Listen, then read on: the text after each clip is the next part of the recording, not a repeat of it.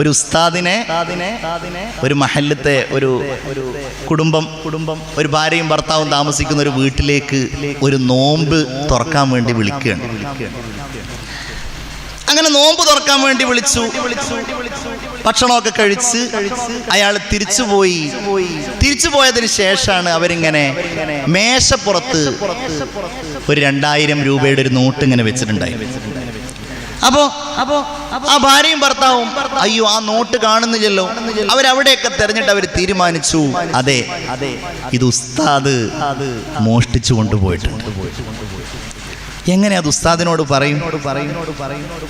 ഉസ്താദിനോട് പറയാൻ വലിയ മടി. ഇയാൾ തീരുമാനിച്ചു ഇത്രയും വലിയ കള്ളനായിരിക്കുന്ന ഒരു ഉസ്താദിനെ ഇപ്പൊ നമ്മൾ തൽക്കാലം ആളുകളോട് ആരോടും പറയണ്ട, തൽക്കാലം ഞാൻ അയാളെ തുടർന്ന് നിസ്കരിക്കൂല എന്ന് പറഞ്ഞിട്ട് പിന്നെ അയാൾ ഉസ്താദുമായിട്ട് സൗഹാർദ്ദം പുലർത്താനോ ഉസ്താദിനോട് ബന്ധപ്പെടാനോ സംസാരിക്കാനോ ഒന്നും പോയില്ല. അങ്ങനെ 1 കൊല്ലം കഴിഞ്ഞു. അടുത്ത റമളാൻ വന്നു. അടുത്ത റമളാൻ വന്നപ്പോ ഈ ഭാര്യയും ഭർത്താവും ഇങ്ങനെ ചർച്ച ചെയ്യാണ്. നമ്മളുടെ 2000 മോഷ്ടിച്ച ഉസ്താദിനെ 1 കൊല്ലമായി ഇപ്പൊ നമ്മൾ സംസാരിച്ചിട്ട്, പക്ഷെ റമളാനല്ലേ വരുന്നത്, നമുക്ക് തൽക്കാലം അത് അങ്ങോട്ടും ഇങ്ങോട്ടും പറഞ്ഞിട്ട് അത് അഡ്ജസ്റ്റ് ചെയ്യാം, നമുക്കതൊന്ന് ആ ഉസ്താദിനോട് ഇങ്ങനൊരു സംഗതി ഉണ്ട് എന്നുള്ള കാര്യം ഒന്ന് പറയാൻ തീരുമാനിച്ചു. അങ്ങനെ ഒരു ദിവസം നോമ്പിന് ഉസ്താദിനെ ഇയാൾ വീട്ടിലേക്ക് നോമ്പ് തുറക്കാൻ ക്ഷണിച്ചിട്ട് ഭാര്യയും ഭർത്താവ് ഇരുന്നിട്ട് ഇങ്ങനെ ഭക്ഷണം കഴിക്കുന്നതിന്റെ ഇടയിൽ ഭക്ഷണമൊക്കെ കഴിച്ചു കഴിഞ്ഞിട്ട് പറഞ്ഞു, ഉസ്താദേ, കഴിഞ്ഞ വർഷം ഇങ്ങനെ ഒരു സംഭവം ഉണ്ടായി. ഞാൻ ഈ മേശപ്പുറത്ത് വെച്ചിരുന്ന 2000 രൂപ നിങ്ങൾ ഇവിടെ നിന്ന് പോയപ്പോൾ കാണുന്നില്ല, അതുകൊണ്ട് ഞങ്ങൾ ഉറപ്പാണ് ആ പൈസ നിങ്ങളാണ് മോഷ്ടിച്ചിട്ടുള്ളത്. അപ്പൊ ഈ ഉസ്താദിന്റെ കണ്ണുകൾ നിറഞ്ഞു. ഉസ്താദ് മെല്ലെ എഴുന്നേറ്റ് അവിടെ ചുമരിൽ ഉള്ള അലമാരയിൽ ഒരു ഖുർആൻ ഇങ്ങനെ ഇരിക്കുന്നുണ്ടായിരുന്നു. ഉസ്താദ് ആ ഖുർആൻ മെല്ലെ ഒന്ന് പൊക്കിയപ്പോ ആ ഖുർആനിന്റെ അടിയിലുണ്ട് 2000 രൂപ. അപ്പൊ ഉസ്താദ് പറഞ്ഞു, ഞാൻ കരയുന്നത് ഞാൻ ആ പൈസ എടുത്തത് കൊണ്ടല്ല. അന്ന് ഈ മേശപ്പുറത്തത് കണ്ടപ്പോ ഞാനത് അലമാരയിലേക്ക് ഈ എന്താ പറയാ മുസ്ഹഫിന്റെ താഴേക്ക് അതങ്ങ് എടുത്തു വെച്ചതാണ്. നിങ്ങളത് പിന്നെ മുസ്ഹഫ് എടുക്കുമ്പോ കാണുമല്ലോ, പിന്നെ ഞാൻ നിങ്ങളോടത് പറയാനും മറന്നതാണ്. പക്ഷേ 1 കൊല്ലമായിട്ട് ഈ ഖുർആൻ നിങ്ങൾ അവിടെ നിന്ന് എടുത്തിട്ടില്ല എന്നാണ് എനിക്ക് മനസ്സിലാകുന്നത് എന്ന് ഉസ്താദ് പറഞ്ഞതായിട്ട് ഒരു കഥ. ഒരു പക്ഷേ അത് ഉണ്ടായ സംഗതിയാവൂല, അതൊരു അതിശയോക്തിയായിരിക്കും. പക്ഷേ ഖിയാമത്ത് നാളിനോടനുബന്ധിച്ച് അങ്ങനെ ഒരവസ്ഥ ഉണ്ടാകുമെന്ന് മുഹമ്മദുർ റസൂലുള്ളാഹി. നിങ്ങൾ ഖുർആനെ നന്നായിട്ട് പരിഗണിക്കണം. ഇടക്കിടക്ക് ഓതിയിട്ടും ഇടക്കിടക്ക് അത് പാരായണം ചെയ്തിട്ടും ഒക്കെ നിങ്ങൾ പരിഗണിക്കണം. നിങ്ങളൊരൊറ്റ കാര്യം ആലോചിച്ച് നോക്കിയേ. ഇപ്പൊ നമ്മൾ കഴിഞ്ഞ നോമ്പ് എന്ന് പറയുന്നത് ഈ കഴിഞ്ഞ 2020 നോമ്പല്ല, ആണോ? 2019 നോമ്പിനെ കുറിച്ചാണ് നമ്മളൊക്കെ പലപ്പോഴും കഴിഞ്ഞ നോമ്പ് എന്ന് പറയാം അല്ലേ. കഴിഞ്ഞ നോമ്പിന് ഇന്ന ക്ലാസ്, അല്ലെങ്കിൽ കഴിഞ്ഞ നോമ്പിന് അത്താഴം കഴിക്കാൻ വേണ്ടിയിട്ട്. കാരണം കഴിഞ്ഞ നോമ്പ് ഈ 2020 നോമ്പ് എന്ന് പറഞ്ഞാൽ നമ്മളുടെ മനസ്സിൽ അങ്ങനെ ഒരു അത്താഴത്തിന്റെയോ അല്ലെങ്കിൽ ഒരു കൂട്ടമായ നോമ്പ് തുറയുടെയോ ഒന്നും ഓർമ്മകൾ നിലനിൽക്കുന്നേ ഇല്ല. പുറത്തിറങ്ങിയ അടിയല്ലേ, പിന്നെ എങ്ങനെ നോമ്പ് തുറക്കാൻ പോണ്? അടിയുടിയും തൊഴിയുമായിട്ട് ഇങ്ങനെ കാലം കഴിയുന്ന ഒരു സമയമായിരുന്നു നോമ്പ്. അതിന്റെ ഓർമ്മകൾ ഇനി ആർക്കെങ്കിലും ഉണ്ടോന്ന് എനിക്കറിയില്ല. അപ്പൊ നിങ്ങൾ ആലോചിച്ച് നോക്കിയേ, നമ്മൾ അന്നോ അതിന്റെ തൊട്ടടുക്കലുള്ള കാലമോ നമ്മൾ വിചാരിച്ചിരുന്നോ ഈ 2021 നോമ്പിന്റെ തൊട്ടു മുമ്പ് ഇതുപോലൊരു മജ്‌ലിസൊക്കെ നമുക്ക് ഇങ്ങനെ സംഘടിപ്പിക്കാൻ കഴിയുന്നത് ഞാൻ വിചാരിച്ചിട്ടില്ലേ, നിങ്ങൾ വിചാരിച്ചിട്ടുണ്ടോ എന്ന് എനിക്കറിയില്ല. ഇത്ര വേഗത്തിൽ ഈ കാര്യങ്ങളൊക്കെ എളുപ്പാകുമെന്ന് നിങ്ങൾ ആരെങ്കിലും വിചാരിച്ചിരുന്നു? നമ്മളുടെ പ്രതീക്ഷക്കപ്പുറത്തല്ലേ മുഅ്മിനീങ്ങളെ. ഇതെങ്ങനെ കിട്ടി? നമ്മൾ പെരുമ്പാവൂരിലൂടെ പോയാൽ കച്ചവടങ്ങളൊക്കെ സജീവമായിട്ടുണ്ട്. KSRTC-യിൽ കയറാൻ സ്ഥലമില്ല, ബസ്സൊക്കെ ഫുള്ളാണ്, എല്ലാ സീറ്റുകളും ഫുള്ളാണ്. എല്ലാം ഏകദേശം അള്ളാഹുവിന്റെ അനുഗ്രഹത്താൽ പഴയ കോലത്തിലായി. നമ്മളിതാ വഅളുകളൊക്കെ സംഘടിപ്പിച്ചു തുടങ്ങി, ക്ലാസ്സുകളും മറ്റുമൊക്കെ സജീവമായി. പള്ളികളൊക്കെ ഇങ്ങനെ അതിൻ്റെ ഒരു 100% നേരത്തെ ഞാൻ പറഞ്ഞതുപോലെ ആയിട്ടില്ല എന്നുണ്ടെങ്കിലും അതിൻ്റെ അടുക്കലേക്ക് ഇങ്ങനെ എത്തുകയാണ്. അതിൻ്റെ കാരണമായിട്ട് എനിക്ക് തോന്നുന്നത് എന്താണ്? ഞാൻ ഈ പറഞ്ഞ കാര്യമാണ്. നമ്മൾ മുഅ്മിനീങ്ങളൊക്കെ ചെയ്തു. നമ്മൾ ആ ഒഴിഞ്ഞ സമയങ്ങളിൽ മുമ്പോദിയതിനേക്കാൾ ഖുർആനോദി ഇല്ലേ?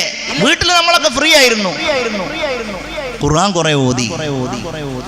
സാധാരണ ജമാഅത്തുകൾക്ക് സാധ്യമല്ലാത്ത സ്ത്രീകളും കുട്ടികളും വരെ അവരുടെ വീടുകളിൽ വെച്ച് ജമാഅത്തുകൾ നിർവഹിച്ചു. അതാണ് എന്റെ കാര്യം. 70-80 വയസ്സായ ആളുകൾ ജുമുഅക്ക് പോകാൻ കഴിയാതെ ഖൽബ് പൊട്ടി അല്ലാഹുവിനോട് ദുആ ചെയ്തു, ഖുർആൻ ഓതി, സുന്നത്തുകൾ നിസ്കരിച്ച് ജമാഅത്തുകളിൽ പങ്കെടുത്ത് അവരുടെ വീടുകളിൽ നിന്നവർ അല്ലാഹുവിലേക്ക് കൈകൾ ഉയർത്തി. ഓരോ നിസ്കാരങ്ങളിലും അവർ ഖുനൂത്തുകൾ ഓതി. ഇല്ലേ? വഖിനാ ശർറ മാ ഖളീത്. സാധാരണ സുബ്ഹ് നിസ്കാരത്തിന് മാത്രം ഓതിയിരുന്ന ഖുനൂത്ത് എല്ലാ നിസ്കാരങ്ങൾക്കും അവർ ഓതാൻ തുടങ്ങിയപ്പോ സർവശക്തനായ റബ്ബ് നമ്മിൽ നിന്നത് സ്വീകരിച്ചുവല്ലോ. തമ്പുരാനെ, നീ എത്ര കാരുണ്യവാനാണ്. വഗശിയതുഹുമുർ റഹ്മാ. അവന്റെ കാരുണ്യം കൊണ്ട് അല്ലാഹു നമ്മെ പൊതിഞ്ഞു എന്നുറച്ച് വിശ്വസിക്കുന്നവരാണ് നമ്മൾ. നമ്മളുടെ ദുആക്ക് എവിടെ ഉത്തരം കിട്ടി? നമ്മൾ എന്തേ ഖുനൂത്ത് ഓതിയിട്ട് കിട്ടിയത്? ആ കിട്ടിയത് കൊണ്ടാണ് നമ്മളിവിടെ ഇരിക്കുന്നത്. നമ്മളുടെ ഭക്ഷണം തടയപ്പെട്ടില്ല.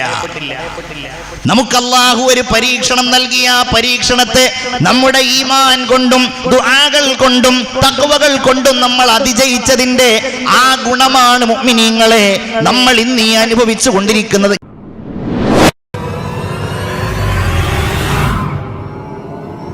റമളാനിൽ നമ്മൾ പ്രത്യേകമായി നോമ്പനുഷ്ഠിക്കുകയും സുന്നത്തായ തറാവീഹുകൾ നിർവഹിക്കുകയും ചെയ്യുന്നവരാകുന്നതോടൊപ്പം ഈ ചെയ്യുന്ന അമലുകൾക്കൊന്നുകൂടെ സജീവത വരുത്താനാണ് റമളാനിൽ സത്യവിശ്വാസികളായ നമ്മൾ തയ്യാറാകേണ്ടത്. അതിന് മനസ്സ് നമ്മൾ ഒരുക്കണം, നമ്മുടെ ശരീരം നമ്മൾ അതിന് പാകപ്പെടുത്തുകയും വേണം. മുഅ്മിനീങ്ങളായ നമ്മൾ മനസ്സിലാക്കേണ്ട ഒരു കാര്യം, അല്ലാഹുവിലേക്ക് അടുക്കാൻ, പടച്ചവന്റെ പ്രിയങ്കരനായി മാറാൻ നമ്മെ ഏറ്റവും കൂടുതൽ സഹായിക്കുന്ന ഒരു കാര്യമാണ് ഐച്ഛികമായ സുന്നത്തായ കാര്യങ്ങൾ എന്ന് പറയുന്നത്. അതിൽപ്പെട്ട ഒന്നാണ് വിശുദ്ധ ഖുർആൻ പാരായണം ചെയ്യുക. ഒരാൾ ജീവിതത്തിൽ ഫർള് മാത്രമേ ഞാൻ ചെയ്യൂ എന്ന് തീരുമാനിച്ചാൽ അയാൾ അതിൽ ആക്ഷേപാർഹനല്ല. ഒരു സുന്നത്തും അയാൾ ചെയ്യുന്നില്ല, ഞാൻ ഫർള് മാത്രമേ ചെയ്യുകയുള്ളൂ എന്നൊരാൾ തീരുമാനിച്ചാൽ അയാൾ ഒരു പക്ഷേ അള്ളാഹുവിന്റെ അടുക്കൽ രക്ഷപ്പെട്ട ആളായിട്ട് മാറും. അത് അല്ലാഹു തആല സ്വീകരിക്കുകയാണ് എങ്കിൽ. പക്ഷേ അങ്ങനെ സ്വീകാര്യയോഗ്യമായ ഫർളായ കാര്യങ്ങൾ ചെയ്യുന്നവരായിരിക്കില്ല നമ്മിൽ പലരും. ആ ഫർളായ നമ്മൾ ചെയ്യുന്ന കാര്യങ്ങൾ കൂടി അല്ലാഹു സ്വീകരിക്കാൻ നമ്മിൽ നിന്നുണ്ടായിരിക്കേണ്ട ഒരു സംഗതിയാണ് ഐച്ഛികമായ സുന്നത്തായ നിരവധി കർമ്മങ്ങൾ എന്ന് പറയുന്നത്. മഹാനായ ത്വൽഹത്ത് ഇബ്നു ഉബൈദില്ലാ റളിയല്ലാഹു അൻഹു നിവേദനം ചെയ്യുന്ന ഒരു ഹദീസിൽ കാണാൻ കഴിയും, നബി തിരുമേനി സ്വല്ലല്ലാഹു അലൈഹി വസല്ലം സ്വഹാബികളോടൊന്നിച്ചിരിക്കുമ്പോൾ അവിടേക്ക് നജ്ദ് എന്ന പ്രദേശത്തിൽപ്പെട്ട ഒരാൾ ഇങ്ങനെ കടന്നു വന്നു. അയാൾ ആകെ മുടിയെല്ലാം ജട പിടിച്ച് പൊടി പുരണ്ട ഒരു രൂപത്തിലാണ് വന്നത്. അയാൾ ഇങ്ങനെ വരുമ്പോ എന്തോ പിച്ചും പേയും ഇങ്ങനെ പറയുന്ന ഒരു ശബ്ദം ഞങ്ങൾ കേൾക്കുന്നുണ്ട്. എന്താണെന്ന് മനസ്സിലായില്ല. അങ്ങനെ നബിയുടെ മുമ്പിൽ അയാൾ വന്നു. എന്നിട്ട് അയാൾ നബിയോട് ചോദിച്ചു, നബിയെ, എന്താണ് ഇസ്ലാമിൽ താങ്കൾ ഞങ്ങളോട് കൽപ്പിക്കുന്ന കാര്യം? അവിടുന്ന് പറഞ്ഞു, 5 നേരത്തെ നിസ്കാരങ്ങളാണ് കൽപ്പിക്കുന്നത്. രാവും പകലുമായി 5 നേരം താങ്കൾ നിസ്കരിക്കണം. ഇതാണ് ഇസ്ലാമിൽ താങ്കളുടെ മേൽബാധ്യതയായി കൽപ്പിക്കുന്നത്. അപ്പോ നബിയോട് അയാൾ ചോദിച്ചു, നബിയെ, ഇതല്ലാത്ത മറ്റു വല്ലതുമുണ്ടോ? ഹൽ അലയ്യ ഗൈറുഹാ, ഇതല്ലാത്ത മറ്റു വല്ലതുമുണ്ടോ? ഈ നിസ്കാരമല്ലാത്ത നിസ്കാരത്തിലുള്ള ഈ നിസ്കാരം 5 നേരമല്ലാത്ത മറ്റു വല്ല നിസ്കാരങ്ങളുമുണ്ടോ? അപ്പോഴവിടുന്ന് പറഞ്ഞു, ഇല്ല, നിർബന്ധമായിട്ട് നിന്റെ മേളിൽ വേറെ നിസ്കാരമില്ല. നീ ആ നിസ്കാരം നിന്റെ മേലിൽ ഐച്ഛികമായി സുന്നത്തായി നിർവഹിക്കുന്ന നിസ്കാരങ്ങൾ ഒഴികെ നീ ളുഹാ നിസ്കരിക്കുകയാണെങ്കിൽ, നീ സുന്നത്തായ മറ്റു കർമ്മങ്ങൾ നിർവഹിക്കുകയാണെങ്കിൽ, ഉദാഹരണമായി നീ ളുഹറിന് മുമ്പ് 2 റക്അത്ത്, അസ്റിന് മുമ്പ് 2 റക്അത്ത്, ളുഹറിന് ശേഷം 2 റക്അത്ത്, മഗ്രിബിന് ശേഷം 2 റക്അത്ത്, ഇശാഇന് ശേഷം 2 റക്അത്ത്, സുബ്ഹിയുടെ മുമ്പ് 2 റക്അത്ത്, ഇങ്ങനെ നീ റവാത്തിബുകളായ നിസ്കാരങ്ങൾ, ളുഹാ നിസ്കാരം ഉൾപ്പെടെ, അതുപോലെ വിത്ർ നിസ്കാരം ഉൾപ്പെടെയുള്ള നിസ്കാരങ്ങൾ നീ സുന്നത്തായി നിർവഹിക്കുകയാണെങ്കിൽ അതിന് അല്ലാഹു താങ്കൾക്ക് പ്രതിഫലം നൽകുന്നതാണ്. ബാഹ്യമായി നിന്റെ മേലിൽ നിർബന്ധമായ 5 നിസ്കാരങ്ങളെ ഉള്ളൂ. വേറെ വല്ലതുമുണ്ടോ? വസിയാമു റമളാൻ, പിന്നെ നോമ്പാണ് റമളാൻ മാസത്തിൽ. അയാൾ ചോദിച്ചു വേറെ വല്ലതും ഉണ്ടോ? അപ്പോൾ പറഞ്ഞു സുന്നത്തായതുണ്ട്. പിന്നെ സക്കാത്തിനെ കുറിച്ച് പറഞ്ഞു. അതല്ലാത്ത മറ്റു വല്ലതുമുണ്ടോ? ഇല്ല.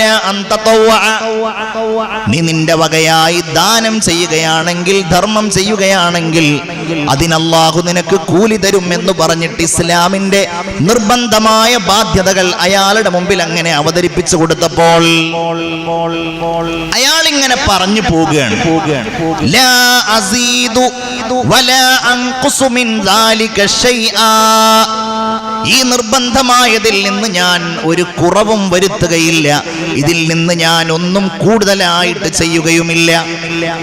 ഇത് കേട്ടപ്പോൾ നബി സല്ലല്ലാഹു അലൈഹി വസല്ലമ തങ്ങൾ പറഞ്ഞു, അഫ്ലഹർ റജുലു, ഈ മനുഷ്യൻ വിജയിച്ചിരിക്കുന്നു, അയാൾ ആ പറഞ്ഞത് സത്യമാണ് എങ്കിൽ എന്ന് പറഞ്ഞാൽ അല്ലാഹു അയാളുടെ മേലിൽ നിർബന്ധമാക്കിയ കാര്യങ്ങൾ ഒരു വീഴ്ചയും വരുത്താതെ, ഒരു കുറവും വരുത്താതെ അയാൾ ചെയ്യുന്ന ആളാണ് എങ്കിൽ അയാൾ വിജയിയാണെന്ന് ഹബീബായ മുഹമ്മദുർ റസൂലുള്ളാഹി സ്വല്ലല്ലാഹു അലൈഹി വസല്ലം. എൻ്റെ സഹോദരിമാരെ, ഈ റമളാനിലേക്ക് പ്രവേശിക്കുന്ന ഈ രാപ്പകലുകൾ കഴിഞ്ഞു പോകുമ്പോൾ നമ്മൾ ചിന്തിക്കണം, ആരുടെ നിസ്കാരത്തെ കുറിച്ചാണ്? ഇത് സമ്പൂർണമായ നിസ്കാരമാണ്, ഇതൊരു കേടുപാടുമില്ലാത്ത അമലാണ് എന്ന് പറയാൻ കഴിയുക? എനിക്കത് പറയാൻ കഴിയില്ല. നമുക്കാർക്കാണ് പറയാൻ കഴിയുക? അതാണ് ഞാൻ സൂചിപ്പിച്ചത്. അങ്ങനെയുള്ള നിസ്കാരത്തിന്റെ ഉടമകളായ നമ്മൾ ആ നിസ്കാരത്തിലുള്ള എന്തെങ്കിലും ന്യൂനതകൾ ഉണ്ടെങ്കിൽ അത് പരിഹരിക്കാൻ അല്ലാഹു തആല ആ നിസ്കാരം സമ്പൂർണമായി അന്യൂനമായി സ്വീകരിക്കാൻ റമളാൻ വരുന്നതിന്റെ മുമ്പ് തന്നെ പരമാവധി സുന്നത്തായ നിസ്കാരങ്ങൾ നിർവഹിച്ച അല്ലാഹുവിലേക്ക് ഒരു യഥാർത്ഥ അടിമയായി അടുക്കാൻ നമുക്ക് സാധ്യമാകണം. നബി സല്ലല്ലാഹു അലൈഹി വസല്ലമ തങ്ങൾ പറയുകയാണ്, ഇന്ന അവ്വല മാ യുഹാസബുൽ അബ്ദു യൗമൽ ഖിയാമ, പരലോകത്ത് ആദ്യമായി ഒരടിമ അല്ലാഹുവിന്റെ അടുക്കൽ വിചാരണക്ക് വിധേയമാക്കപ്പെടുന്ന കാര്യം അസ്വലാ, അത് നിസ്കാരമാകുന്നു. അല്ലാഹു മലക്കുകളെ വിളിക്കും. എന്നിട്ട് മലക്കുകളോട് പറയും, എന്റെ അടിമയുടെ നിസ്കാരം നിങ്ങളൊന്ന് പരിശോധിച്ചു നോക്കൂ. അവർ നിസ്കാരം പരിശോധിക്കുമ്പോൾ അല്ലാഹു അവരോട് പറയും, ആ നിസ്കാരം സമ്പൂർണമാണോ? അല്ലാഹുവേ, അതെ സമ്പൂർണമാണെന്ന് പറയുമ്പോ അല്ലാഹു ആ നിസ്കാരം പൂർണ്ണമായതായി രേഖപ്പെടുത്തുന്നതാണ്. റസൂലുള്ളാഹി പറയുന്നു, ആ നിസ്കാരത്തിൽ വല്ല കുറവുകളുമുണ്ട് എന്ന് മലക്കുകൾ സൂചിപ്പിച്ചാൽ അല്ലാഹു മലക്കുകളോട് പറയും, മലക്കുകളെ, എങ്കിലാ മനുഷ്യന്റെ സുന്നത്തായ നിസ്കാരങ്ങൾ നിങ്ങൾ നോക്കൂ. അപ്പൊ നോക്കുമ്പോ അയാൾ മഗ്രിബ് നിസ്കരിച്ചിട്ടുണ്ട്, ശേഷം 2 റക്അത്ത് സുന്നത്ത് നിസ്കരിച്ചിട്ടുണ്ട്. അയാൾ സുബ്ഹ് നിസ്കരിച്ചിട്ടുണ്ട്, അതിന്റെ മുമ്പ് അയാൾ 2 റക്അത്ത് നിസ്കരിച്ചിട്ടുണ്ട്. അങ്ങനെ സുന്നത്തായ കാര്യങ്ങളിൽ അയാൾ താല്പര്യപൂർവം പെരുമാറിയ വ്യക്തിയാണ് എങ്കിൽ നബി സല്ലല്ലാഹു അലൈഹി വസല്ലമ തങ്ങൾ പറയുകയാണ്, ആ നിസ്കാരത്തിലുള്ള ന്യൂനതകളെ അല്ലാഹു തആല പരിഹരിക്കുകയും ഈ സുന്നത്ത് കൊണ്ട് അയാളുടെ ആ നിസ്കാരം പൂർണ്ണമായതായി അല്ലാഹു രേഖപ്പെടുത്തുകയും ചെയ്യുമെന്ന് ആദരവായ സയ്യിദുനാ മുഹമ്മദുർ റസൂലുള്ളാഹി സ്വല്ലല്ലാഹു അലൈഹി വസല്ലം. ഇങ്ങനെ നമ്മൾ അല്ലാഹുവിലേക്ക് ഒന്ന് അടുക്കാൻ ശ്രമിച്ചു നോക്കൂ. പടച്ചവനത് വലിയ ഇഷ്ടാണ്. അല്ലാതെ ദിവസങ്ങൾ അങ്ങനെ കഴിഞ്ഞു പോകുന്നു, റമദാൻ വരുന്നു, യാന്ത്രികമായി നമ്മൾ അങ്ങനെ നോമ്പിലേക്ക് കടക്കുന്നു. അതുപോരാ, നമുക്കതിനൊരു ഊർജ്ജസ്വലത വേണം, നമുക്കതിനൊരു ആവേശം വേണം. ആ ആവേശത്തിന്റെ ഭാഗമായി ഓരോരുത്തരുടെയും ഹൃദയത്തിൽ ഉണ്ടാകേണ്ട ഒരു പ്രതിജ്ഞയെ കുറിച്ചാണ് ഞാൻ പറഞ്ഞത്. ഒരു ഹദീസ് വളരെ ശ്രദ്ധേയമാണ്. ആദരവായ മുഹമ്മദ് മുസ്തഫ സല്ലല്ലാഹു അലൈഹി വസല്ലം പറയുന്നു, അല്ലാഹു പറയുന്നതായി നബി സല്ലല്ലാഹു അലൈഹി വസല്ലമ തങ്ങൾ പറയുകയാണ്, എന്റെ ഒരടിമ എന്നിലേക്ക് അടുക്കുകയില്ല, ആ അടിമയുടെ എനിക്ക് ഏറ്റവും ഇഷ്ടപ്പെട്ട ഒരു കർമ്മം കൊണ്ട് എന്നിലേക്ക് അടുക്കുകയില്ല, മിമ്മഫ്തറൽതുഹു അലൈഹി, ഞാൻ എൻ്റെ അടിമയുടെ മേലിൽ നിർബന്ധമായി ചെയ്യാനേൽപ്പിച്ച കാര്യം കൊണ്ടാണ് എൻ്റെ അടിമ എന്നിലേക്ക് ഏറ്റവും പ്രിയങ്കരനായ രീതിയിൽ അടുക്കുക. അതായത് ഏറ്റവും പ്രധാനപ്പെട്ടത് ഫർളായ കാര്യങ്ങൾ, നിർബന്ധമായ നിസ്കാരങ്ങൾ, ഇബാദത്തുകൾ ഇത് തന്നെയാണ്. എന്നിട്ട് അല്ലാഹു പറയുകയാണ്, വമാ യസാലു അബ്ദീ യതഖറബു ഇലയ്യ ബിന്നവാഫിൽ, എൻ്റെ ഒരടിമ എന്നിലേക്ക് അടുത്തുകൊണ്ടേയിരിക്കും. എന്തുകൊണ്ട്? ബിന്നവാഫിലി, ഐച്ഛികമായ കാര്യങ്ങൾ കൊണ്ട്. ഞാനത് ചെയ്തിട്ടില്ല എന്ന് വിചാരിച്ച് അല്ലാഹു എന്നെ ശിക്ഷിക്കുകയില്ല. പക്ഷേ ഞാനത് ചെയ്യുന്നു എന്തിനു വേണ്ടി? അല്ലാഹുവിന്റെ ഇഷ്ടം എനിക്ക് കൂടുതൽ കിട്ടാൻ വേണ്ടി, റബ്ബിലേക്ക് ഞാൻ കൂടുതൽ അടുക്കാൻ വേണ്ടി, ഞാൻ അല്ലാഹുവിന്റെ ഒരു സ്വാലിഹായ അടിമയാകാൻ വേണ്ടി. എന്റെ ഒരടിമ എന്നിലേക്ക് അടുത്തുകൊണ്ടേയിരിക്കും. അങ്ങനെ ഞാൻ അവനെ ഇഷ്ടപ്പെടുന്നതാണെന്ന് ആദരവായ സയ്യിദുനാ മുഹമ്മദ് മുസ്തഫ സല്ലല്ലാഹു അലൈഹി വസല്ലം അല്ലാഹു പറയുന്നതായി നമ്മോട് പറയുകയാണ്. അപ്പൊ അങ്ങനെ കുറെ കാര്യങ്ങൾ ചെയ്തിട്ട് നമുക്ക് എന്തേ അല്ലാഹുവിലേക്ക് അടുത്തൂടാ? അങ്ങനെ ഈ റമദാനിലേക്ക് എന്തേ മുഅ്മിനീങ്ങളെ നമുക്ക് പ്രവേശിച്ചുകൂടാ? ഞാൻ ചോദിക്കട്ടെ, ചെറിയ ചെറിയ വിചാരങ്ങൾ മതി. ഉദാഹരണമായിട്ട്, ഇന്ന് കുളിക്കാത്തവർ എഴുന്നേറ്റ് നിൽക്കണം എന്ന് പറഞ്ഞിട്ടുണ്ടെങ്കിൽ നിങ്ങൾ ആരും എഴുന്നേറ്റ് നിൽക്കൂല, കാരണം എല്ലാവരും കുളിച്ചവരായിരിക്കും. പക്ഷേ ഇന്ന് വെള്ളിയാഴ്ചയാണ്. വെള്ളിയാഴ്ചയുടെ സുന്നത്തായ കുളി ആരൊക്കെയാണ് കുളിച്ചത് എന്ന് ചോദിച്ചാൽ, ഇന്ന് നഖം വെട്ടിയവരുണ്ടാകും. പക്ഷെ ആ സുന്നത്ത് നിയ്യത്ത് ചെയ്തിട്ട് നഖം വെട്ടിയവരാരൊക്കെയാണ് എന്ന് ചോദിച്ചാൽ, ഇന്ന് വുളൂ ചെയ്തവരുണ്ടാകും. പക്ഷെ ആ വുളൂഇന്റെ മുമ്പിൽ ബിസ്മി ചൊല്ലിയവരാണ് എന്ന് ചോദിച്ചാൽ, ഇങ്ങനെ കുറെ നല്ല കാര്യങ്ങൾ ചെയ്ത് റഹ്മാനായ റബ്ബിലേക്ക് അടുക്കാൻ നമുക്ക് സാധ്യമാകണം. നോമ്പിന് മുമ്പ് അങ്ങനെ ചെയ്യാൻ കഴിയുന്നതിൽ ഏറ്റവും പ്രധാനപ്പെട്ട ഒന്നാണ് അല്ലാഹുവിന്റെ കലാമായ വിശുദ്ധ ഖുർആനിലേക്കുള്ള നമ്മുടെ മടക്കം എന്ന് പറയുന്നത്. ഒന്നാമതായിട്ട് നിസ്കാരവും അനുബന്ധമായ കാര്യങ്ങളും, അതിൽ വളരെ കൃത്യതയും ശ്രദ്ധയും ജാഗ്രതയും നമുക്കുണ്ടാകണം. അതുള്ളവരോടാണ് ഞാൻ ഈ സംസാരിക്കുന്നത്.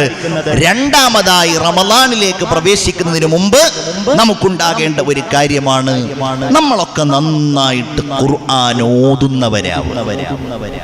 ചിന്തിക്കണം.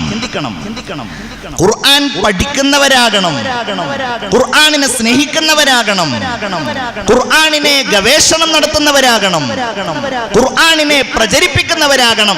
ഇതിലൊക്കെ ആദ്യമായിട്ട് എണ്ണേണ്ട സംഗതിയാണ് ഖുർആൻ നന്നായിട്ട് ഓതുന്നവരാകണം. അതിനാണ് നമുക്കിന്ന് സമയമില്ലാത്തത്. മനഃപൂർവ്വം ഖുർആൻ ഓതുക, ഖുർആൻ ഓതണമെന്ന് കരുതിയിട്ട് ഖുർആൻ ഓതുക. അളവറ്റ പ്രതിഫലം അല്ലാഹു വാഗ്ദാനം ചെയ്ത ഈ ഒരു വലിയ നേട്ടം ഖുർആൻ പാരായണം കൊണ്ട് നമ്മൾ കരഗതമാക്കുക. ഖുർആൻ എന്ന വാക്കിന്റെ അർത്ഥം വായിക്കപ്പെടുന്നത് എന്നാണ്. അത് വെറുതെ അല്ലാഹു തആല അങ്ങോട്ട് പേര് വെച്ചതല്ല. ആ പേരിനെ അന്വർത്ഥമാക്കുന്ന പ്രവർത്തനങ്ങൾ ഖുർആനിന്റെ അഹ്ലുകാരിൽ നിന്നുണ്ടാകണം, ഖുർആനിന്റെ വക്താക്കളിൽ നിന്നതുണ്ടാകണം. നമ്മുടെ ജീവിതത്തിൽ നമ്മൾ ഏറ്റവും കൂടുതൽ ഓതുന്നത്, നമ്മൾ വായിക്കുന്നത്, നമ്മൾ പാരായണം ചെയ്യുന്നത് അല്ലാഹുവിന്റെ കലാമായ വിശുദ്ധ ഖുർആൻ തന്നെയാകണം. ഒരർത്ഥത്തിൽ മുഅ്മിനീങ്ങളായ ആളുകളാണെങ്കിൽ അത് ശരിയാണ്. എന്തേ ഇപ്പൊ കുറെ ആളുകൾ ഇശാ നിസ്കാരം കഴിഞ്ഞ് പള്ളിയിലേക്ക് വന്നു. ആ നിസ്കാരത്തിൽ അവർ എത്ര ഖുർആൻ ഓതി, ഫാത്തിഹ ഓതിയവർ, ആ നിസ്കാരത്തിൽ ഇമാം ഖുർആൻ ഓതുന്നത് അവർ കേട്ടു. ഇങ്ങനെ നിസ്കാരങ്ങളിലൂടെ, സുന്നത്ത് നിസ്കാരങ്ങളിലൂടെ, ഇനി അതല്ലെങ്കിൽ വെറുതെ ഖുർആൻ ഓതുക എന്ന നിയ്യത്തോടെ നിരന്തരമായി ഖുർആൻ പാരായണം നിർവഹിക്കുന്ന ആളുകളുണ്ടല്ലോ. ഇന്നല്ലദീന യത്ലൂന കിതാബല്ലാഹ്, അല്ലാഹുവിന്റെ ഗ്രന്ഥം പാരായണം ചെയ്യുന്ന മുഅ്മിനീങ്ങളായ ആളുകൾ, വ അഖാമുസ്സലാത, നിസ്കാരം നിലനിർത്തുകയും ചെയ്യുന്ന ആളുകൾ, വ അൻഫഖൂ മിമ്മാ റസഖ്നാഹും സിർറൻ വ അലാനിയ, രഹസ്യമായും പരസ്യമായും നാം നൽകിയതിൽ നിന്ന് ചെലവഴിക്കുകയും ചെയ്യുന്ന ആളുകളുണ്ടല്ലോ. യർജൂന തിജാറതൻ ലം തബൂർ, ഒരിക്കലും നഷ്ടമാവാത്ത ലാഭകരമായ ഒരു വ്യവസായത്തെയാണ് അവർ പ്രതീക്ഷിക്കുന്നത്. അവർ കച്ചവടം നടത്തുകയാണ്. അതിലൂടെ ആ കച്ചവടത്തിൽ അവർക്ക് ലാഭം മാത്രമേ ഉള്ളൂ. പരിശുദ്ധ ഖുർആനിൽ സൂറത്തുൽ ഫാത്തിറിന്റെ 29-ാമത്തെ ആയത്തിൽ അല്ലാഹു പറയാം, എന്താണ് ആ ലാഭം? അതാലോചിച്ചിട്ടാണ് നമ്മൾ ചെയ്യേണ്ടത്. ഒന്ന് ചിന്തിച്ചു നോക്കൂ മുഅ്മിനീങ്ങളെ, രാവിലെ എഴുന്നേറ്റത് മുതൽ വൈകുന്നേരം വരെ ഖുർആനിന്റെ വായനയല്ലാത്ത എത്ര വായനകളിലാണ് നമ്മൾ മുഴുകിക്കൊണ്ടിരിക്കുന്നത്. നമുക്ക് ഉപകാരമുള്ളതും ഇല്ലാത്തതുമായ എത്രയോ കാര്യങ്ങൾ, അത് വാട്സാപ്പിലൂടെയാകാം, ഫേസ്ബുക്കിലൂടെയാകാം, മറ്റു മീഡിയകളിലൂടെയാകാം. നമ്മൾ നിരന്തരമായ വായനയുടെ ലോകത്താണ്. പക്ഷെ ഒരു കാര്യമുണ്ട്, ഒരു മുഅ്മിനായ മനുഷ്യൻ ഇനി ദീനുമായി ബന്ധപ്പെട്ട, ഈമാനുമായി ബന്ധപ്പെട്ട എന്തെങ്കിലും വായിക്കുകയാണെങ്കിൽ അതിൻ്റെയും അടിസ്ഥാനം യഥാർത്ഥത്തിൽ ഖുർആൻ തന്നെയാണ്. എങ്ങനെ? നിങ്ങൾ രാവിലെ മദ്രസയുടെ സമീപത്ത് പോയി നോക്കുക. ആ മദ്രസയിലെ ഒരു ക്ലാസ്സിൽ നിന്ന് പരിശുദ്ധ ഖുർആൻ എങ്ങനെ പാരായണം ചെയ്യണം എന്ന തജ്വീദാണ് പഠിപ്പിക്കുന്നത്. എങ്ങനെയാണ് ഖുർആൻ ഓതേണ്ടത്? തൊട്ടടുത്ത ക്ലാസ്സിൽ നിന്ന് പഠിപ്പിക്കുന്നത് വുളൂ മുറിയുന്ന കാര്യങ്ങൾ എന്തെല്ലാമാണ് എന്നാണ്. നിസ്കാരത്തിന്റെ നിബന്ധനകളും ഷർത്തുകളും ഫർളുകളുമാണ് അവിടെ പഠിപ്പിക്കുന്നത്. അടുത്ത ക്ലാസ്സിൽ പഠിപ്പിക്കുന്നതോ എങ്ങനെയാണ് അയൽവാസിയോട് നീ പെരുമാറേണ്ടത്. അതാണ് അടുത്ത ക്ലാസ്സിൽ. സ്വഭാവം, അഖ്ലാഖാണ് പഠിപ്പിക്കുന്നത്. അടുത്ത ക്ലാസ്സിൽ പഠിപ്പിക്കുന്നത് മലക്കുകൾ എന്ന് പറഞ്ഞാൽ ആരാണ്, മലക്കുകളെ കൊണ്ട് വിശ്വസിക്കൽ എങ്ങനെയാണ്, എന്തെല്ലാമാണ് അവരുടെ പ്രത്യേകതകൾ, അവിടെ പഠിപ്പിക്കുന്നത് അഖീദയാണ്. ഇങ്ങനെ വ്യത്യസ്തങ്ങളായ വിഷയങ്ങൾ നമ്മൾ പ്രത്യക്ഷത്തിൽ നോക്കിയാൽ വളരെ അപൂർവമായി മാത്രമേ അവിടെ ഖുർആനിന്റെ വചനങ്ങൾ പരാമർശിക്കപ്പെടുന്നുള്ളൂ. പക്ഷേ ആ അറിവുകൾ മുഴുവൻ അടിസ്ഥാനമാക്കിയിരിക്കുന്നത് അല്ലാഹുവിന്റെ കലാമിൽ നിന്നാണ്.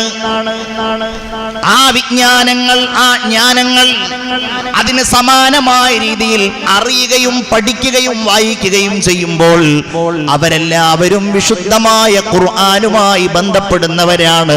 എൻ്റെ പ്രിയപ്പെട്ട മുഅ്മിനീങ്ങളെ, അങ്ങനെയുള്ള മുഅ്മിനീങ്ങളായ ആളുകളുണ്ടല്ലോ, യർജൂന തിജാറതൻ ലം തബൂർ, ഒരിക്കലും നഷ്ടമാവാത്ത അളവറ്റ ലാഭമാണ് അവരുടെ കച്ചവടത്തിനുള്ളത്. ഇനി ആ കച്ചവടത്തിലുള്ള വിജയം എങ്ങനെയാണ് എന്ന ഒരു ഹദീസ് നിങ്ങൾ കേട്ടു നോക്കൂ. ഇങ്ങനത്തെ ഒരു കച്ചവടം ലോകത്ത് വേറെ ഇല്ല. 1%, 2% ഒന്നുമല്ല അല്ലാഹു തആല അതിന്റെ ലാഭമായി നിശ്ചയിച്ചിട്ടുള്ളത്. മൻ ഖറഅ ഹർഫൻ മിൻ കിതാബില്ലാഹ്, അല്ലാഹുവിന്റെ കിതാബിൽ നിന്നൊരാൾ ഒരു അക്ഷരം ഓതിയാൽ, നിങ്ങൾ റമദാനിൽ ഒരു ഖത്മ് തീർക്കാൻ നിയത്ത് ചെയ്താൽ പോരാ, ഇപ്പോഴേ ഓതി ഓതി ഓതി റമദാനിലേക്ക് ആ ഓത്തിന്റെ ഒഴുക്കിലാണ് മുഅ്മിനെ നമ്മൾ എത്തേണ്ടത്. ഒരു ഹർഫ് നിങ്ങൾ ഓതിയാൽ, ഈ ഹർഫിന്റെ പ്രത്യേകത എന്താണെന്നറിയോ? അറബിയിൽ ഒരു പക്ഷേ നിങ്ങൾ എഴുതുമ്പോൾ ഒരു ഹർഫേ ഉണ്ടാവുകയുള്ളൂ, പക്ഷേ നിങ്ങളത് പറയുമ്പോൾ 3 അക്ഷരങ്ങൾ ഉണ്ടാകും.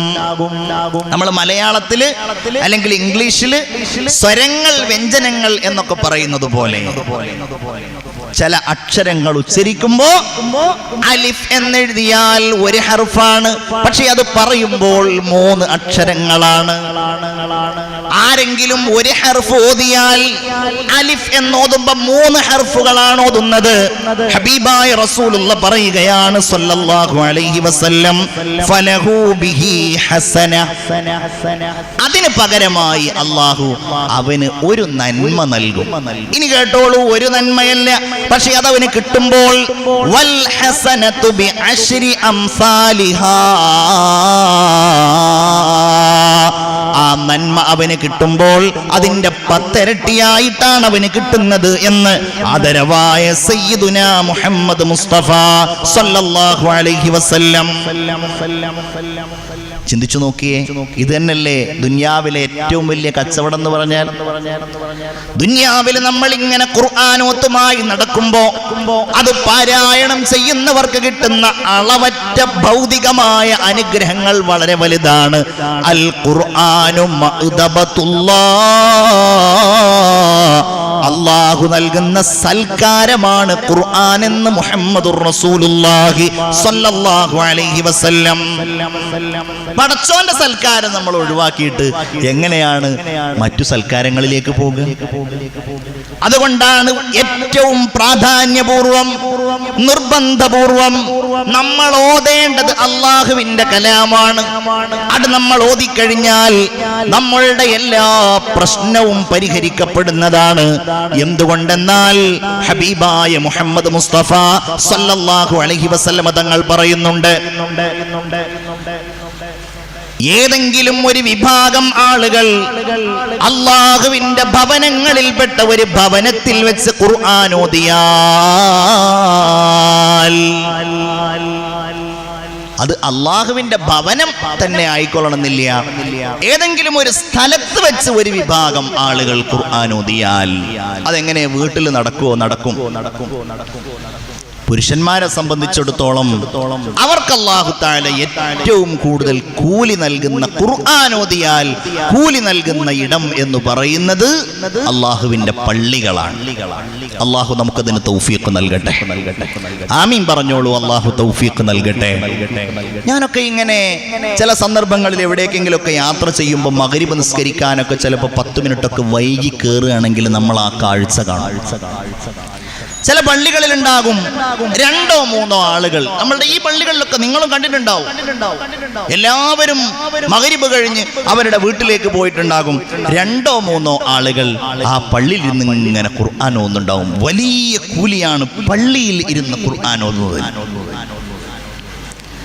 അല്ലാഹു തന്നെ പറഞ്ഞിട്ടുണ്ടല്ലോ, ഫീ ബുയൂത്തിൻ അദിനല്ലാഹു അൻ തുർഫഅ വയുദ്കറ ഫീഹാ ഇസ്മുഹു യുസബ്ബിഹു ലഹു ഫീഹാ ബിൽ ഗുദൂവി വൽ ആസ്വാൽ റിജാലുൻ ലാ തുൽഹീഹും ബൈഉൻ വലാ തിജാറത്തുൻ അൻ ദിക്രില്ലാഹി വ ഇഖാമിസ് സ്വലാത്തി വ ഈതാഇസ് സകാ യഖാഫൂന യൗമൻ തതഖല്ലബു ഫീഹിൽ ഖുലൂബു വൽ അബ്സാർ. സൂറത്തുൽ സൂറത്തുൻ നൂറിൽ അല്ലാഹു പറയുന്ന വചനമാകുന്നു ഇത്. അല്ലാഹു തആല കൽപ്പിച്ച ചില വീടുകളുണ്ട്. എന്തിനു വേണ്ടിയാണ് കൽപ്പിച്ചിട്ടുള്ളത്? അം തുർഫഅ, ആ വീട് നിർമ്മിക്കാൻ അല്ലാഹു കൽപ്പിച്ചതാണ്. പിന്നെ എന്തിനാണ് കൽപ്പിച്ചിട്ടുള്ളത്? വയുദ്കറ ഫീഹ ഇസ്മു, അല്ലാഹുവിന്റെ നാമം ഉച്ചരിക്കപ്പെടാനും അല്ലാഹു ആ വീട്ടിൽ കൽപ്പിച്ചിട്ടുണ്ട്. അവിടെ ഖുർആൻ ഓതാൻ അല്ലാഹു കൽപ്പിച്ചിട്ടുണ്ട്. അവിടെ ദിക്ർ ചൊല്ലാൻ അല്ലാഹു കൽപ്പിച്ചിട്ടുണ്ട്. യുസബ്ബിഹു ലഹു ഫീഹാ ബിൽ ഗുദുവി വൽ ആസ്വാൽ, പ്രഭാതത്തിലും പ്രദോഷത്തിലും ആ വീടുകളിൽ വെച്ച് ചില ആളുകൾ അല്ലാഹുവിനെ വാഴ്ത്തുന്നതാണ്. ആരാണ് വാഴ്ത്തുന്നത്? റിജാലുൻ, ചില ആളുകൾ. അവര് പള്ളിയിൽ വെച്ചാണ് അല്ലാഹുവിനെ ഓർക്കുന്നത്. അവര് ഖുർആൻ ഓതുന്നത് ആ പള്ളികളിൽ വെച്ചാണ്. ആ മനുഷ്യന്മാരുടെ, ആ പുരുഷന്മാരുടെ പ്രത്യേകത എന്താണെന്നറിയോ ചെറുപ്പക്കാരെ? ആ പുരുഷന്മാരുടെ പ്രത്യേകതകൾ എന്താണെന്നറിയോ പ്രിയപ്പെട്ട സുഹൃത്തുക്കളെ?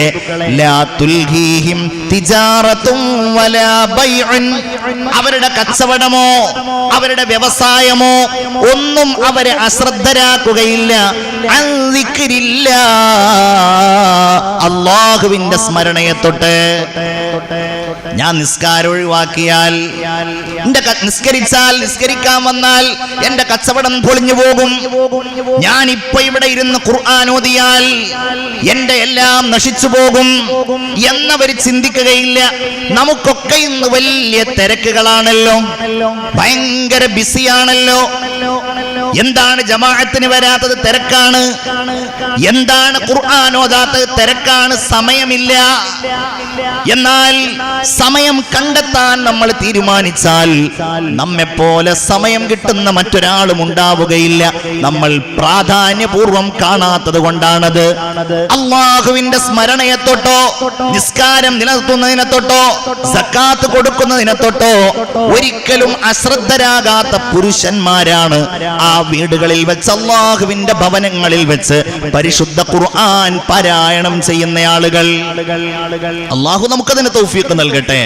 അപ്പൊ ഇപ്പോഴേ നമ്മൾ തീരുമാനിക്കണം ഇൻഷാ അല്ലാഹ്, പള്ളികളിൽ ഇരുന്ന് തന്നെ പരമാവധി ഖുർആൻ ഓതുക. ഇനി പള്ളികളിൽ വെച്ച് സാധ്യമല്ല എന്ന് വിചാരിക്കുക, സാന്ദർഭികമായിട്ട് പറയാണ്. നിങ്ങൾക്കൊക്കെ ഇൻഷാ അല്ലാഹ് ഹജ്ജിനോ ഉംറക്കോ പോകാൻ അവസരം കിട്ടിയാൽ അല്ലാഹു നമുക്ക് തൗഫീഖ് നൽകട്ടെ. ഏറ്റവും വലിയ കൂലി അല്ലാഹു വാഗ്ദാനം ചെയ്തിരിക്കുന്നതാണ് മസ്ജിദുൽ ഹറാമിൽ വെച്ച് ഖുർആൻ ഓതുക, മസ്ജിദുൽ നബവിയിൽ വെച്ച് ഖുർആൻ ഓതുക. ഖുർആൻ ഇറങ്ങിയ ഇടങ്ങളാണ് അതൊക്കെ. മസ്ജിദുൽ അഖ്സയിൽ വെച്ച് ഖുർആൻ ഓതുക, എല്ലാ പള്ളികളിലും വെച്ച് ഖുർആൻ ഓതുക, വലിയ പ്രതിഫലമാണ്. നമ്മൾ അറിയാതെ തന്നെ ഇഷ്ടം പോലെ പള്ളികളിൽ വെച്ച് നമ്മൾ ഇങ്ങനെ അറിയാതെ തന്നെ ഓടുന്നുണ്ട്. പുരുഷന്മാരായ ആളുകൾക്ക് പ്രത്യേകമായിട്ട് അല്ലാഹു തആല അതിനൊരു കൂലി നൽകും എന്ന് ഞാൻ ഓർമ്മിപ്പിക്കുകയാണ്. അപ്പോ അങ്ങനെ എവിടെയെങ്കിലും വെച്ച് ഒരു വിഭാഗം ആളുകൾ ഖുർആൻ ഓതിയാൽ, ഇനി ചില ആളുകൾക്ക് പള്ളിയിൽ വെച്ച് ഓതാൻ കഴിയില്ല. അവരെവിടെ വെച്ചിട്ടാ ഓതുന്നത്? വീട്ടിൽ വെച്ചിട്ടാ ഓതുന്നതോ എല്ലാവരും ഒരേ സമയത്താ ഓതുക. നമ്മൾ അതിനൊരു സമയം നിശ്ചയിച്ചാൽ മതി. ചിലപ്പോ എല്ലാവർക്കും സുബഹയുടെ ശേഷമുള്ള സമയത്തായിരിക്കും എല്ലാവർക്കും ഒരുമിച്ച് ഖുർആൻ ഓതാനുള്ള ഒരു സമയം കിട്ടുന്നത്. തിരക്കൊന്നുമില്ല. നമ്മളുടെ വീടുകളിലൊക്കെ എല്ലാവരും സുബഹിക്ക് എഴുന്നേൽക്കുന്നവരായിരിക്കും. അപ്പൊ സുബഹിയുടെ ശേഷം നമ്മളുടെ ഭാര്യയും ഉമ്മയും ബാപ്പയും മക്കളും എല്ലാവരും ഇങ്ങനെ ഖുർആൻ ഓതിയാൽ, നമ്മൾ ഈ മദ്രസ എന്ന് പറയുന്ന സംവിധാനത്തിന്റെ ബറക്കത്തായിട്ട് കാണേണ്ടതാണ്. അവിടെ ഓരോ ക്ലാസ്സുകളിൽ ഇരുന്നിട്ട് അവർ ഒരുമിച്ച് ഇങ്ങനെ ഖുർആൻ ഓതാണ്. അങ്ങനെ ഖുർആൻ ഓതിയാൽ ഇല്ലാ നസലത്ത് അലൈഹിമുസ് സകീന, അവരുടെ മേലിൽ അല്ലാഹു തആല ശാന്തതയെ ഔദാര്യമായിട്ട് ഇറക്കുമെന്ന് മുഹമ്മദ് മുസ്തഫ. അവിടെ പിന്നെ ഒരു സമാധാനക്കെടില്ല. ആ വീട്ടിൽ പിന്നെ സങ്കടം എന്ന് പറയുന്ന ഒരു സംഗതിയേയില്ല. അവർക്ക് ശാന്തിയായിരിക്കും. നിങ്ങൾ അതിന്റെ പരിഹാരത്തിന് മറ്റെവിടെയും പോകേണ്ടതില്ല. നിങ്ങൾക്ക് ആ സങ്കടങ്ങൾ പരിഹരിക്കാൻ ചില ആളുകൾ പറയുമല്ലോ, വീട്ടിൽ യാതൊരു സമാധാനവുമില്ല, എല്ലാവർക്കും നമുക്കുള്ളൊരു പ്രശ്നമാണ്. അതിനുള്ള പരിഹാരം ഇതാ നിങ്ങൾക്ക് പറഞ്ഞു തന്നിരിക്കുന്നു. നിങ്ങൾ ഒരുമിച്ചിരുന്ന് ഖുർആൻ ഓതൽ തന്നെയാണ് അതിന്റെ ഏറ്റവും വലിയ പരിഹാരം എന്ന് പറയുന്നത്. ഒരു സംശയം ആ കാര്യത്തിലില്ല. നമ്മൾ എങ്ങനെ ഇത് ഒഴിവാക്കി എന്നാണ് മനസ്സിലാകാത്തത്. മഹാനായ സയ്യിദുന അബൂ ഹുറൈറ റളിയല്ലാഹു അൻഹു ഒരിക്കൽ മദീനയിലെ അങ്ങാടിയിൽ ചെന്നു. എന്നിട്ട് മഹാനുഭാവൻ ഉറക്കെ വിളിച്ചു ചോദിക്കുകയാണ്, യാ അഹ്ലസ്സൂഖ്, അല്ലയോ അങ്ങാടിയിലുള്ള ആളുകളെ, എന്തു പറ്റി നിങ്ങൾക്ക്? നിങ്ങൾ എന്താണ് ഈ അങ്ങാടിയിൽ നിൽക്കുന്നത്? അപ്പൊ ആളുകളൊക്കെ ഇങ്ങനെ വന്നു. എന്താ പ്രശ്നം?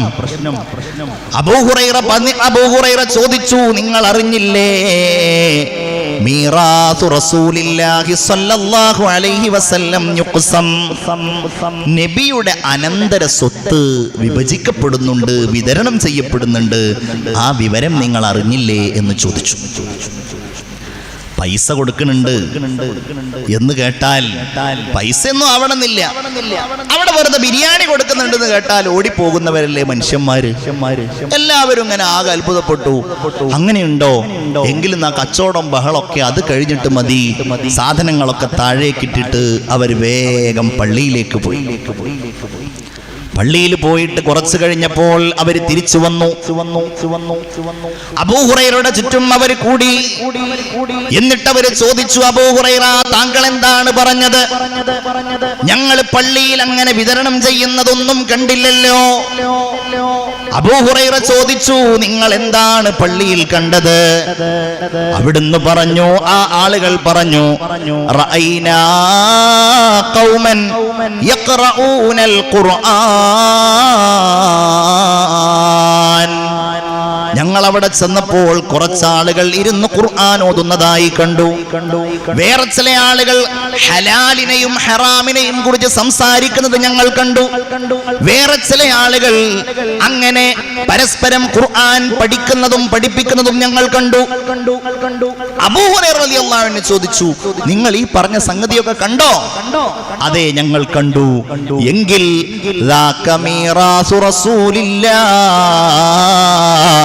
അത് തന്നെയാണ് അല്ലാഹുവിന്റെ ഹബീബിന്റെ അനന്തരാവകാശ സ്വത്തെന്ന് ആദരവായ സയ്യിദുനാ മുഹമ്മദുർ റസൂലുള്ളാഹി സ്വല്ലല്ലാഹു അലൈഹി വസല്ലം റസൂലുള്ളാഹി തന്നെ പറഞ്ഞില്ലേ, നിശ്ചയമായും നിങ്ങൾക്ക് ഞാൻ ഉപേക്ഷിച്ചിട്ട് പോവുകയാണ്. തറക്തു ഫീകും അംറൈൻ ലൻ തളില്ലു മാ തമസ്സക്തും ബിഹിമാ, നിങ്ങളെങ്ങാനും മുറുകെ പിടിക്കുകയാണ് എങ്കിൽ ഒരിക്കലും നിങ്ങൾ വഴിപിഴച്ചു പോകാത്ത രണ്ട് കാര്യങ്ങൾ ഉപേക്ഷിച്ചിട്ടാണ് ഞാൻ ഇവിടെ നിന്ന് യാത്രയാകുന്നത്. ഒന്ന് കിതാബുല്ലാഹ്, ഒന്ന് അല്ലാഹുവിന്റെ ഗ്രന്ഥമായ ഖുർആനാണ്. മറ്റൊന്നാകട്ടെ പരിശുദ്ധമായ എന്റെ ചര്യകളാണെന്ന് നബിയുനാ മുഹമ്മദുർ റസൂലുള്ളാഹി. ഉറക്ക സ്വലാത്ത് ചൊല്ലിക്കോളൂ, മുഹമ്മദുർ റസൂലുള്ളാഹി സ്വല്ലല്ലാഹു അലൈഹി വസല്ലം. അപ്പൊ ഞാൻ പറഞ്ഞത്, അങ്ങനെ ഖുർആൻ ഓതുന്ന ഒരിടത്ത് അല്ലാഹുവിന്റെ ശാന്തി അല്ലാഹു ഇറക്കുന്നതാണ്, അവിടെ സമാധാനം ഉണ്ടാകുന്നതാണ്.